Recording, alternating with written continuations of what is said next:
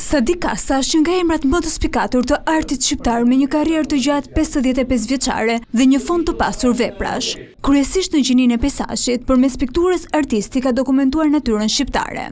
Më pëlqente natyra dhe unë jam marrë gjatë gjithë kohës dhe ekspozitat e fundit i kam titulluar Stinët. Kështu që kjo ka bërë atë që e njoh mirë Shqipërinë. Edhe pse sot është në moshën 70 vjeçare, ai ka krijuar një ekspozitë shëtitëse në qytete të ndryshme përfshir Ulqinin, Tetovën dhe Shkodrën. Ndërsa si ish drejtues i Galerisë së Arteve në Elbasan, ka vënë në dukje gjendjen aktuale të këtij institucioni duke theksuar nevojën për mbështetje dhe zhvillim të artit figurativ.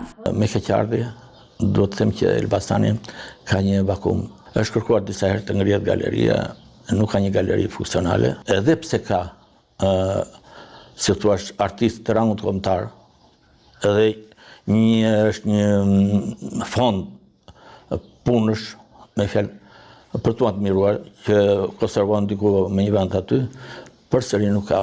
Ndoshta kjo ka të bëjë edhe me interesimin e pushtetit lokal. Piktori Gazmend Leka e vlerëson veprën e Sadi Kasës, duke theksuar ruajtjen e elegancës artistike dhe harmoninë me natyrën. Ajo që e dallon Sadikun dhe që nga momentet e para që kemi qenë bashkë në shkollë dhe sot ka ruajtur një gjurmë të tillë elokuencën e Penelit.